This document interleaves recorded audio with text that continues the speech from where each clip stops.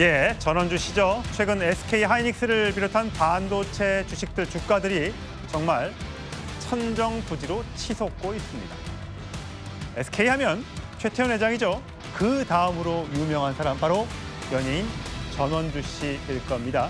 두 사람의 목소리 함께 들어보시죠. SK그룹도 국내 투자와 고용을 좀 적극적으로 진행할 생각입니다. 글로벌 AI 허브 국가로 위상 확보를 하기 위해서 저희가 제조 AI 부분에 힘을 기울이겠습니다. 얼마 전에 젠슨왕이 왔었습니다마는 엔비디아와 AI 팩토리 협력을 하고 있고요. 하이닉스 그 주식 있으세요? 난 손해는 안 봤어. 얼마 보셨습니까? 그건 나중에 조용히 할게. 욕심 부리지 말아라. 빨리 샀다 빨리 팔려고 그러면 안 돼요. 지그시 가지고 있다 만약에 떨어져도 기다리는 거예요. 언젠가는 또 올라갑니다. 네. 이러다 보니까 하나하나 쌓이는 거예요. 예, 하나하나 쌓이는 거다. 요즘 참 SK 하이닉스 주가가 정말 대단합니다. 그럼에도 불구하고 90만 원이 넘은 주가인데도 불구하고 최태원 회장은 그래도 아직 배가 고프다. 이건 누구 축구 선수가 했던 얘기 같기도 하고요. 임재 변호사. 그렇습니다. 최종현 선대 회장이 꿈이요. 하루에 10억씩 벌어서 연간 3,650억 원의 이익을 내는 회사가 목표였다라는 포부를 밝혔다고 했는데 네. 지금 그 백백쯤은 온 것 같습니다. 아. 이번에 영업 실적이 공개됐는데요. 정말 상당했습니다. 영업이익이 SK 하이닉스가 47조 원을 돌파하면서요. 전년도 동기 대비 101%나 넘는 그런 성장세를 보였고 2배 오른 거예요. 2배 늘어난 거예요. 삼성전자의 영업이익을 능가했습니다. 첫 추월이라는 점도 강조가 됐었는데 이제 이런 부분들 때문에 주가가 연일 강세입니다. 금요일 종가 기준으로 해서 90만 원을 훌쩍 넘었는데요. 어디까지 가느냐 이런 이야기가 나올 수밖에 없습니다. 근데 최태원 회장은 아직도 배고프다라는 이야기를 남겼는데 그러니까 성장세가 두드러지고 있고 여전히 이 SK 하이닉스의 이 고대역폭 메모리 이것은 워낙 독보적인 기술을 가지고 있기 때문에 성장할 가치가 무궁무진하다라는 자신감을 내비치고 있는 겁니다. 예, 시가총액 2천조 원을 도전하고 있는 SK 하이닉스. 이제 최태원 회장이 당연히 이 하이닉스 회사를 인수를 했기 때문에 가장 유명한 사람이지만 안진영 기자, 요즘엔 더 유명한 사람이 전원주 씨인 것 같아요. 네, 맞습니다. 전원주 씨가 SK 하이닉스에 대해서 가장 많은 얘기를 하고 있는데 이분이 좀 진정성 있게 느껴지는 이유는 최근에 돈을 벌었다가 아니라 과거부터 꾸준히 얘기를 해왔다는 거죠. 이분이 2001년 방송에 나와서도 2021년 방송에 나와서도 10년 전부터 보유하고 있었다고 하니까 벌써 15년 넘게 갖고 있었죠.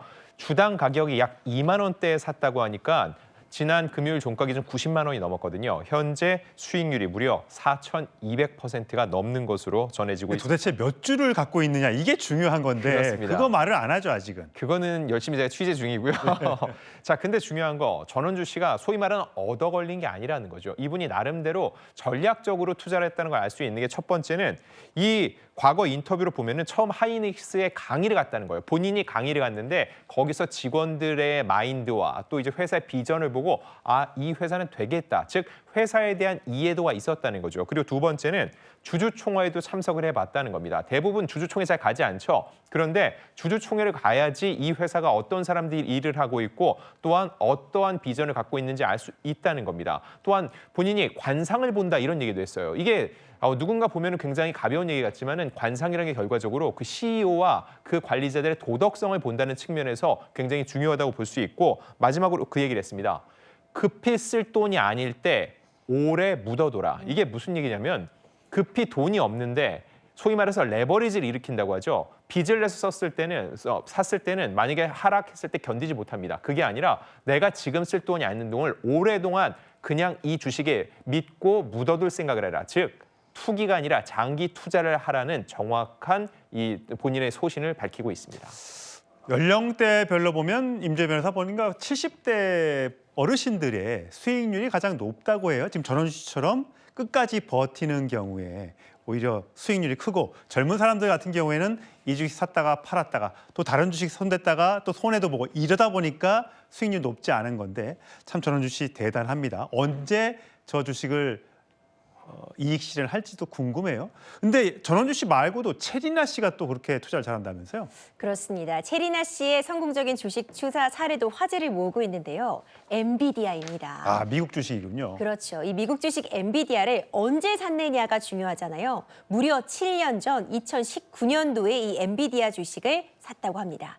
2019년도에 엔비디아 주식 가격이 $30 전후했습니다. 네. 한 $33 정도를 하고 있었는데 현재 가치로요. 지금 $190 정도 하고 있거든요. 6-7배 되네요. 그렇죠. 그리고 고점으로 갔을 때는 $200를 훌쩍 넘기도 했으니까 굉장한 큰 이득을 보았다라고 이야기가 나올 수밖에 없고요. 방송은 취미로 하시나 보겠네요. 얼마나 갖고 계실지 저도 궁금한데요. 전원주 씨도 그렇고 체리나 씨도 그렇고 이 주식 투자에 있어서 비결은 정확하게 이미 나와 있는 것 같습니다. 일단 함부로 아무나 무턱대고 투자하는 것이 아니라 소신을 가지고 발전 가능성이 충분하다는 회사에 장기 투자하는 것. 장기 투자를 하려면 여윳돈으로 하는 게 맞잖아요. 급히 뺄 필요가 없는 여윳돈으로 장기 투자하는 것이 이 비결이 아닌가 싶습니다. 예, 안종 기자.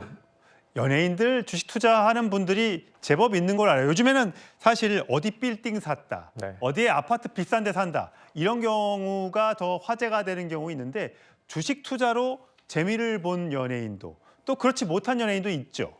사실 주식 투자하면 연예인들이 주로 예능의 소재로 많이 씁니다. 예. 나는 갈치다, 두 토막이 아니라 여러 토막이 났다, 막 그런 농담을 던지기도 하는데, 자, 근데 요즘 워낙 소위 말하는 불장이다 보니까 주식 투자에 성공한 연예인들의 얘기에 더욱더 대중들이 귀를 기울이고 있습니다. 시사 개그를 많이 했던 황현희 씨가 대표적인데 요즘은 재테크 전문가로 많은 방송에 출연을 하는데 본인은 이 S&P 500과 또한 AI 기술주를 장기 보유함으로써 꽤 많은 수익을 냈다고 얘기를 했습니다. 자산 규모는 약 100억 원 정도로 추정이 되는데 본인이 너무 자극적인 수치가 될 수 있을 것 같아서 직접적으로 밝히지는 않고 있다고 얘기를 했습니다. 다만 그 비결을 많이들 궁금해하는데 일단 자세한 철저한 사전 준비라는 거죠. 결과적으로 내가 살 주식을 어떤 회사인지 정확히 정보를 알고 있어야 된다는 거고요. 또 하나는 대중의 흐름과 반대로 간다는 겁니다. 이게 무슨 얘기냐면은 갑자기 누군가가 그게 잘 된다라고 몰렸을 때 오히려 이럴 때 갑작스런 급락이 나올 수 있기 때문에 조심스럽게 대중에 이렇게 휩쓸리지 않는다는 전략을 얘기했고요. 현재는 부동산 60%, 주식 30%, 가상자산가 10%의 구성을 갖고 있다고 하는데 중요한 건 이렇게 미디어에서 초점을 맞추는 건 아주 안 된 사람 얘기, 또 아주 잘 된 사람 얘기, 맞아요. 양극단입니다. 왜냐하면 중간 얘기는 별로 재미가 없거든요. 뉴스가 되지 않습니다. 그렇기 때문에 이들 몇몇의 이야기를 듣고 아, 그게 정답이다라고 절대 생각하시면 안 되고요. 철저한 사전 준비와 정보 파악이 필요합니다. 예, 과연 코스닥, 코스피 천장을 모르고 치솟고 있는데 이 불장이 언제까지 계속될지요? 늦었다고 할 때 가장 빠른 시점일지 아니면 잠시 쉬어 숨고르기가 있을지요? 이 투자 판단은 개개인 여러분이 하시는 거기 때문에 아주 굉장히 중요합니다. 함부로 덤비시는 건 위험할 수도 있다는 소식 전하면서 9위 주제로 가보겠습니다.